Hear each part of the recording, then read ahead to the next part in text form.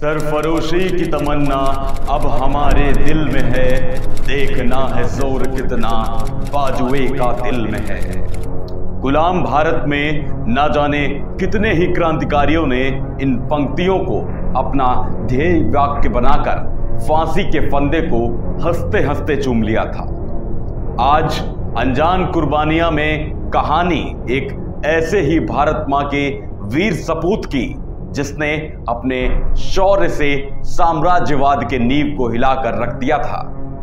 आज कहानी Hindustan Republican association के संस्थापक और मैनपुरी कांड जैसे घटनाओं से अंग्रेजी सत्ता के नाक में दम करने वाले राम प्रसाद बिस्मिल की। आजाद इनके हाथ न आया न आएगा, इनकी फूकों से वो चिराग बुझाया ना जाएगा।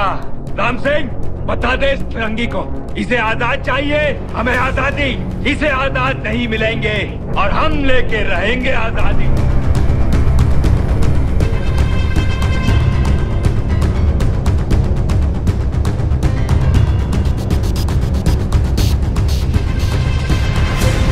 महज 30 वर्ष की अवस्था में भारत को गुलामी की जंजीरों से आजाद करवाने के महायज्ञ में अपने प्राणों की आहुति देने वाले राम प्रसाद बिस्मिल का जन्म उत्तर प्रदेश के शाहजहांपुर में 11 जून 1897 को हुआ था। बचपन से ही बिस्मिल के धमनियों में प्रवाहित होता रक्त अंग्रेजी सत्ता के शूर्य को अस्त करने का प्रण ले रहा था। राम प्रसाद बिस्मिल कई प्रतिभाओं के धनी थे। वो उच्च कोटि के कवि, शायर, अनुवादक, बहुभाषाविद और साहित्यकार थे। उनके द्वारा लिखी गई कई रचनाओं को अंग्रेजों ने प्रतिबंधित कर दिया था। बिस्मिल हिंदी भाषा के अलावा अंग्रेजी और उर्दू भाषा के भी ज्ञाता थे। जब राम प्रसाद बिस्मिल 9वीं कक्षा में थे तो उनके जीवन में बड़ा मोड़ तब आता है जब वो आर्य समाज से जुड़े। वहां उनकी मुलाकात स्वामी सोमदेव से हुई, जो अंग्रेजों के खिलाफ लड़ाई में शामिल थे। साल 1916 में उन्होंने अपनी पढ़ाई छोड़ दी और खुलकर आजादी के आंदोलन में कूद गए। इसी साल लखनऊ में आयोजित कांग्रेस के अधिवेशन में लोकमान्य तिलक ने कांग्रेस के नरम दल के विरोध में पूरे लखनऊ शहर में शोभा यात्रा निकाली थी। इसी अधिवेशन के दौरान राम प्रसाद बिस्मिल की मुलाकात केशव बलिराम हेडगेवार, सोमदेव शर्मा और मुकुंदिल जैसे स्वतंत्रता सेनानियों से हुई। यह मुलाकात बिस्मिल के जीवन में नया मोड़ और अंग्रेजी हुकूमत के जीवन में काल बनकर आया। भारत के लोगों पर अंग्रेजी सत्ता के द्वारा हो रहे अत्याचार से लड़ने के लिए राम प्रसाद बिस्मिल ने एक संगठन मातृ देवी का निर्माण किया। शिवजी समिति के संस्थापक पंडित गेंदालाल दीक्षित और बिस्मिल ने इटावा, मैनपुरी, आगरा और शाहजहांपुर जिले में घूम घूम कर युवाओं को अपनी संगठन का हिस्सा बनाया। सभी युवाओं को अंग्रेजों के खिलाफ तैयार किया गया। जनवरी 1918 में बिस्मिल ने देशवासियों के नाम संदेश नाम से पैम्पलेट और मैनपुरी की प्रतिज्ञा नाम की कविता को प्रकाशित किया।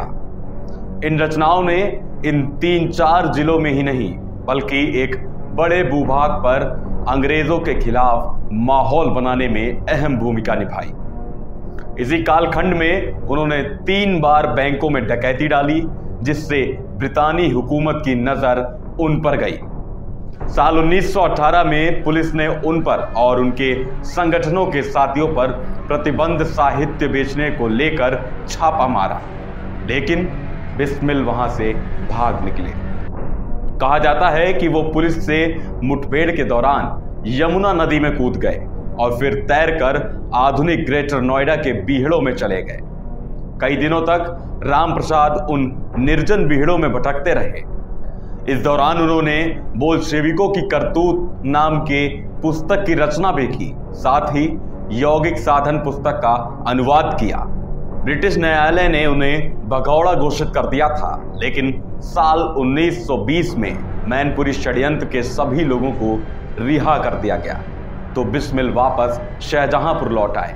इसके बाद महज 2 वर्षों तक उन्होंने कांग्रेस के कई अधिवेशनों में शामिल होकर आजादी की लड़ाई को आगे बढ़ाया। उन्होंने महात्मा गांधी के द्वारा चलाए जा रहे असहयोग आंदोलन के पक्ष में लोगों को इससे जुड़ने के लिए प्रेरित किया। लेकिन जब साल 1922 में असहयोग आंदोलन को वापस लिया गया तो गांधी के इस फैसले ने बिस्मिल को कांग्रेस के अंदर खाने विद्रोह करने का कारण दे दिया।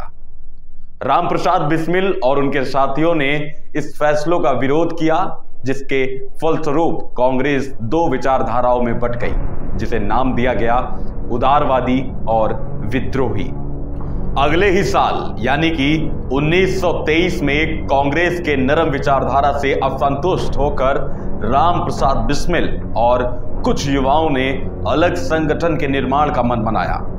तत्कालीन समय में लंदन में निवास करके आजादी के आंदोलन को जारी रखने वाले सुप्रसिद्ध क्रांतिकारी लाला हृदयलाल ने रामप्रसाद बिस्मिल को सचिंद्र नाथ सान्याल और यदुगोपाल मुखर्जी से मिलकर नई पार्टी का संविधान तैयार करने को कहा।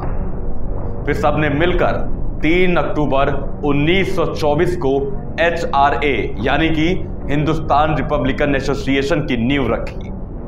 इस संगठन में इन तीनों क्रांतिकारियों के अलावा कई और आजादी के मतवाले शामिल हुए।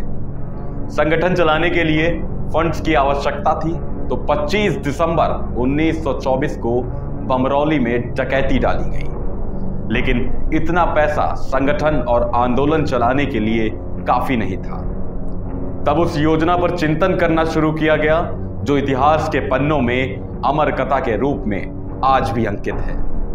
उस योजना की नींव डाली गई जिसने आने वाले समय में क्रांतिकारियों में एक अलग ही ऊर्जा का संचार किया।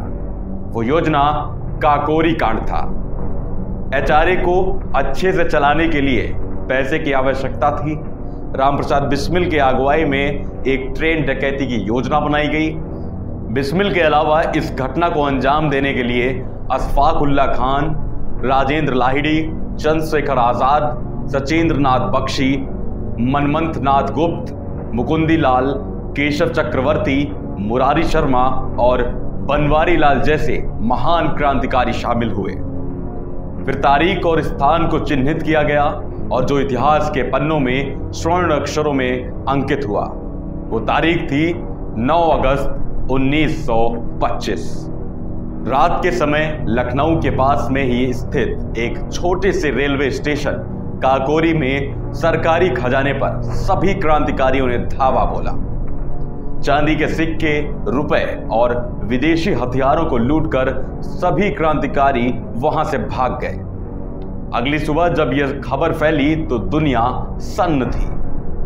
भारत में नरम दल के लोग अवाक रह गए थे। यह सीधा अंग्रेजी हुकूमत को खुलेआम युद्ध के लिए चुनौती देने जैसा था। काकोरी कांड ने ब्रिटिश साम्राज्य के भारत विरोधी विचार को हिलाकर रख दिया था। बिना वक्त गवाए अंग्रेजी प्रशासन ने रामप्रसाद बिस्मिल सहित अन्य 40 क्रांतिकारियों पर सशस्त्र युद्ध छेड़ने, सरकारी खजाने के लूटने और यात्रियों की हत्या का मामला दर्ज करके खोजबीन शुरू की गई। इस मामले में कई गिरफ्तारी हुई, न्यायालय में कार्रवाई चली।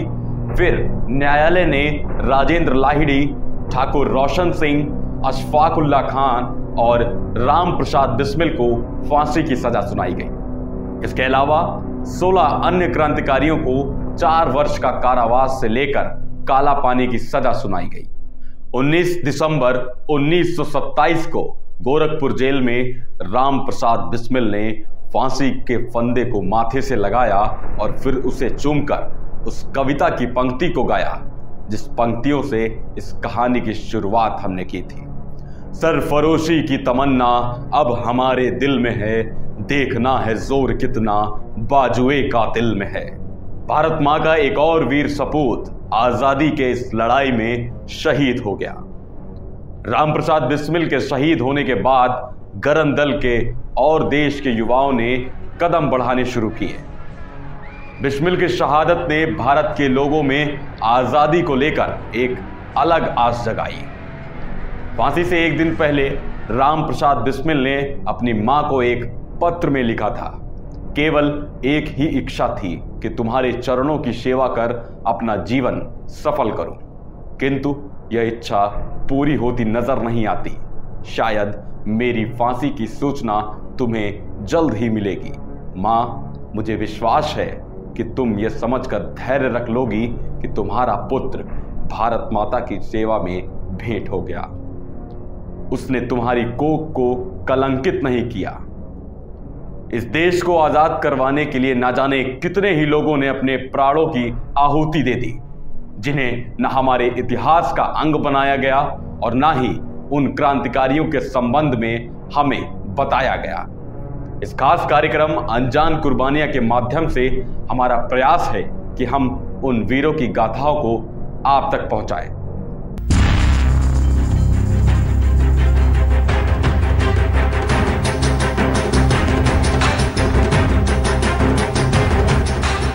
वक्त आने पर बता देंगे तुझे ऐ आसमां, हम अभी से क्या बताएं क्या हमारे दिल में है। खींच कर लाई है सबको कत्ल होने की उम्मीद, आशिकों का आज जमघट ऊंचाई कातिल में है। सरफरोशी की तमन्ना अब हमारे दिल में है लिए हथियार दुश्मन ताक में बैठा उधर, और हम तैयार हैं सीना लिए अपना इधर। खून से खेलेंगे होली गर वतन मुश्किल में है, सरफरोशी की तमन्ना अब हमारे दिल में है। देखना है जोर कितना बाजुए कातिल में है।